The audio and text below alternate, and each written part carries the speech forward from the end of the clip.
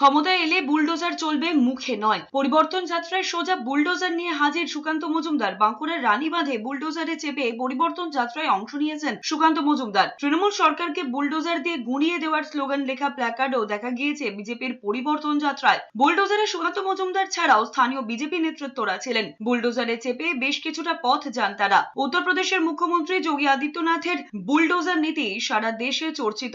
অপরাধীদের সম্পত্তি গুঁড়িয়ে দিতে বুলডোজার পাঠায় উত্তরপ্রদেশ সরকার। যদিও কেন্দ্রীয় প্রতিমন্ত্রী সুকান্ত মজুমদারের দাবি, এ রাজ্যের মানুষ চাইছেন বুলডোজার সরকার। বুলডোজার সরকার অর্থে সরকার যে সবসময় বুলডোজার চালাবে তা নয়। মানুষ চাইছেন এমন এক সরকার হোক যে সরকার অপরাধীদের বিরুদ্ধে তৎক্ষণাৎ ব্যবস্থা নিক, সেটাই বুলডোজার সরকারের অর্থ।